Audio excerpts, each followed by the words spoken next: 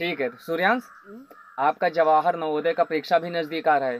तैयारी कैसी चल रही है? अच्छी चल रही है। अच्छी चल रही है।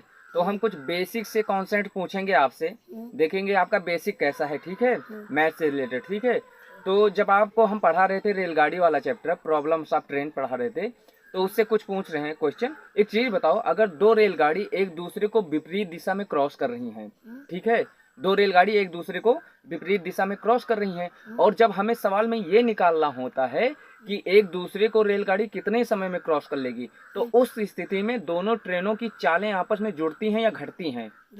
जुड़ती हैं। तब क्या होता है? जुड़ती हैं। सही है। अच्छा, एक चीज बताओ, वही ट्रेन अगर एक दूसरे के साथ चल रही हो, एक तेज जा रही है, दूसरी स्लो जा रही है, तब ऐसी स्थिति में जब सवाल में क्वेश्चन पूछते हैं ना कि एक रेलगाड़ी बी रेलगाड़ी ए को कितने समय में क्रॉस कर लेगी, उस स्थिति में आप क्या करते हो? रेलगाड़ी की चाल को क्या करते हो? जोड़ते हो या घटाते हो? घटाते हैं। तब क्या करते हो? घटा देते हो। बहुत सही। अच्छा, एक प्रश्न और है इसी से रिलेटेड कि एक चीज ये बताओ कि अगर कोई रेलगाड़ी प्लेटफॉर्म को क्रॉस करती है, और यही समय जब हमें निकालना होता है कि रेलगाड़ी कितने समय में प्लेटफॉर्म को क्रॉस कर लेगी, तो उस स्थिति में रेलगाड़ी के साथ और कुछ जुड़ता है। क्या जुड़ता है? प्लेटफॉर्म की लंबाई जोड़ देते हैं अगर प्लेटफॉर्म को क्रॉस करे। अच्छा, एक चीज और समझाए थे कि किस किस चीज को अगर रेलगाड़ी क्रॉस करे तो जुड़ता है। किस किस चीज को क्रॉस करने पर? गुफा, स्टेशन, प्लेटफॉर्म या भी पुल। मतलब स्टेशन प्लेटफॉर्म एक ही हो गया, पुल, गुफा, प्लेटफॉर्म, ये जितनी चीजें होती हैं इनको क्रॉस करने पर क्या होता है, आपको सवाल में दे देगा कि प्लेटफॉर्म की लंबाई इतनी है। और एक चीज और ध्यान रखो, आपको ट्रिक बता रहा हूँ, जितनी चीजों में लंबाई जोड़नी होगी तो उसमें उसकी भी लंबाई देगा। जैसे प्लेटफॉर्म की लंबाई जोड़नी होती है तो प्लेटफॉर्म की लंबाई देता है, सवाल में देता है कि नहीं देता है। जैसे एक ट्रेन है जिसकी लंबाई 360 मीटर है, वह एक प्लेटफॉर्म को क्रॉस करती है जिसकी लंबाई 280 मीटर है, ऐसे देता है ना। ऐसे पुल की लंबाई, ऐसे गुफा की लंबाई सवाल में देता है। ठीक है, तो जहां पुल, गुफा या स्टेशन की बात हो, वहां क्या होगा, ट्रेन की लंबाई में उसकी लंबाई को जोड़ देते हैं। अच्छा, कहाँ कहाँ नहीं जुड़ता है? खंबे पर आदमी हाँ, अगर कोई व्यक्ति खड़े आदमी पे, अगर कोई व्यक्ति खड़ा है, उसको ट्रेन क्रॉस कर रही है तो उसकी लंबाई नहीं जोड़ी जाती। अगर खंबे को क्रॉस कर रहा है तो उसकी लंबाई नहीं जोड़ी जाती है। बहुत सही। अच्छा, एक चीज बताओ, अगर कोई किसी चीज की चाल कार हो या ट्रेन हो, मीटर पर सेकंड में दे रखा है, किसमें? मीटर पर सेकंड में। और जब मान लो उसको ये आपसे सवाल पूछ रहा है कि इतने 100 किलोमीटर दूरी को पूछ रहा है कितने समय में क्रॉस करती है, वो दूरी आपको दे रखा है किलोमीटर प्रति घंटा में। किसमें? किलोमीटर प्रति घंटा में। और चाल किसमें दे रखा है? मीटर प्रति सेकंड में। तो मीटर प्रति सेकंड को किलोमीटर प्रति घंटा में बदलने के लिए क्या करते हो? 18/5। हाँ, 18/5 लगा दोगे अगर तो क्या हो जाएगा, वो किलोमीटर प्रति घंटा में बदल जाएगा। अच्छा, मान लो किलोमीटर प्रति घंटा में दे रखा है और मीटर प्रति सेकंड में बदलना है, तब क्या लगाओगे? 5/18। 5/18 लगा दोगे तो लग जाएगा। अच्छा, एक चीज बताओ, जब क्या होता है, मान लो क्रमिक बट्टा पढ़ाए हैं, क्रमिक बट्टा, क्रमिक बट्टे में जब हम आपसे सवाल पूछते हैं या कोई आपसे सवाल पूछे कि कोई वस्तु या कोई आपको मूल्य दे रखा है, जैसे मान लो 2000, और उसमें बोलता है 10-10% के दो क्रमिक बट्टों के बाद इसका मूल्य क्या होगा, तो 10-10% का, 20% का इकट्ठा प्रतिशत निकालोगे या अलग अलग करके निकालोगे? अलग अलग करके।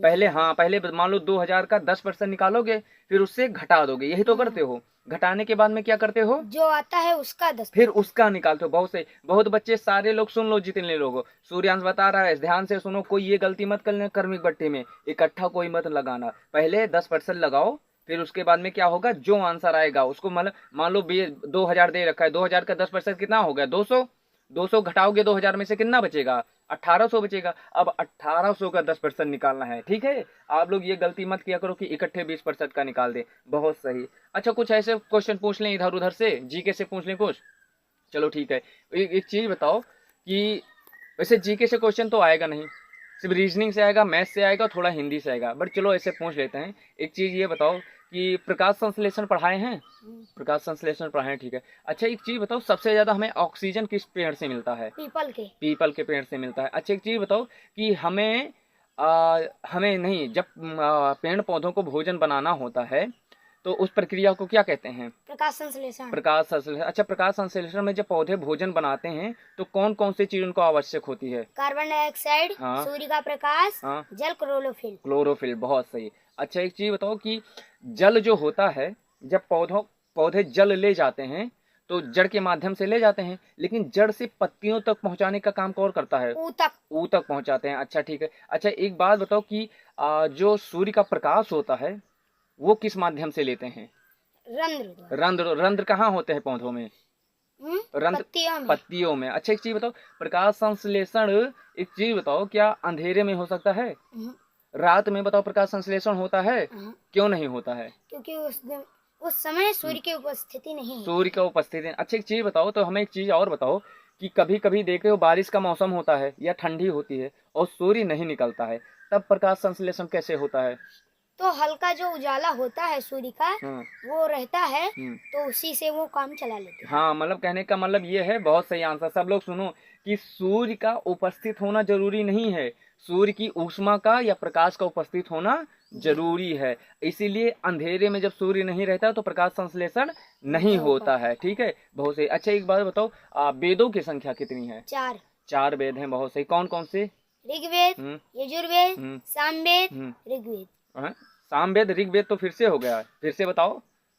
ऋग्वेद, हाँ, सामवेद, यजुर्वेद, हाँ, और अथर्ववेद है। अथर्ववेद। सबसे प्राचीन वेद कौन सा है? ऋग्वेद। ऋग्वेद, बहुत सही। अच्छा एक चीज हमें ये बताओ कि पुराणों की संख्या कितनी है? 18। 18। अच्छा सबसे प्राचीन पुराण कौन सा है? मत्स्य पुराण। मत्स्य पुराण है। अच्छा एक चीज हमें और बताओ सूर्यान, कि जो भूकंप आता है, भूकंप क्यों आता है? टेक्टोनिक प्लेटों के रगड़ाव के कारण। जो जैसे ये जो हमारी अर्थ है, जो धरती है, इसकी जिस परत पे होती है, जहाँ खिंचाव होता है, उसको क्या कहते हैं? टेक्टोनिक प्लेट कहते हैं। क्या कहते हैं? Tectonic plate. ये इसलिए मैं रिपीट कर रहा हूँ कि सारे लोग ध्यान से सुनो, इनको समझा नहीं रहा हूँ, इसलिए बोल रहा हूँ, सब लोग ध्यान से सुनो, कोई बात मत करो। ठीक है, तो टेक्टोनिक प्लेट में रगड़ाव के कारण क्या होता है? भूकंप आता है। अच्छा ठीक है, सबसे ऊपरी परत को क्या कहते हैं? पीठ। क्रस्ट। उसके नीचे? क्रस्ट के नीचे? हाँ, मेटल। और मेटल के नीचे क्या है? कोर। कोर है, बहुत सही। अच्छा कोर क्या है? जैसे ऊपर वाला ठोस है वैसे कोर नीचे भी ठोस है, वो कैसा है? उसमें क्या भरा हुआ है? कोर में क्या है? कोर में? हाँ, आग। आग भरी। आग ने, हाँ ठीक है, आंसर सही है, लेकिन उसको क्या बोलते हैं? लावा बोलते हैं। क्या बोलते हैं? लावा। हमें लगता है भूल गए थे बोलना। ठीक है, तो लावा या मैग्मा बोलते हैं, तो मैग्मा भरा है, बहुत सही। अच्छा बीच वाला जो मेटल है वो ठोस है या लिक्विड है? लिक्विड है। एकदम लिक्विड नहीं है, एकदम लिक्विड नहीं है, मीडियम में है। ठीक है, ना वो ठोस है ना लिक्विड में है। ठीक है, तो चलो बहुत सारी चीजें आपको मतलब सही है। अच्छा एक चीज बताओ, ऐसे बता दोगे, अगर हम कहीं किसी वस्तु की कीमत 1000 है, कितनी है? 1000। और उस पर 10% का छूट दिया जाए तो कितने की बिकेगी? 10%। हाँ, दिमाग से लगा के बताओ। 1000 की वस्तु है, 10% का छूट दिया गया, अब कितने की बिकेगी? अब कितने की बिकेगी? हाँ, 9000 की। 10,000 की वस्तु है, 10% का छूट दिया गया। 10,000 तो बोले हैं कि 1000 बोले हैं?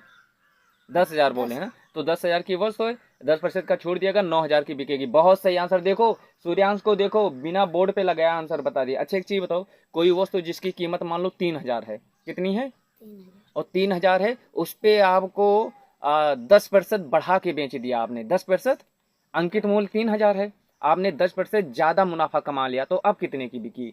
अब कितने की बिकी? हाँ, 3300 की। कितने की बिकी? 33। बहुत सही। अच्छा किसी वस्तु की कीमत 2000 है और उस पर 20% का छूट दे दिया गया, तो अब कितने की बेचोगे?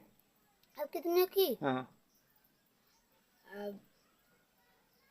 1600 की। वेरी गुड, 1600 की। ऐसे सबको तैयारी करनी। देखो जैसा सूर्यांश कर रहा है ना, अगर ऐसे सबका होगा तभी नवोदय में हो पाएगा। ठीक है, सब लोग अच्छे पढ़ते हो, लेकिन क्या है कि थोड़ा समय दो पढ़ने में। ठीक है, और लेकिन अभी एक चीज बता रहे हैं सूर्यांश, ज्यादा खुश मत होना कि हम बता ले जा रहे हैं, क्योंकि जब एग्जाम में वहां बैठोगे सवाल ऐसे लगाओ, जैसे अभी कितने सेकंड में ऐसे सवाल लगा देते हो? 20-25 सेकंड में लगा देते हो ना। तो कहने का मतलब सारे सवाल जब 20-25 सेकंड, बुक तो है ना, जो सवाल हम प्रैक्टिस करवा चुके हैं उनको एक काम करो, कॉपी में रिपीट किया करो। ठीक है, ऐसे लगाओ करो। चलो अच्छा है, अच्छा जवाब है आज आपका, आ जाओ।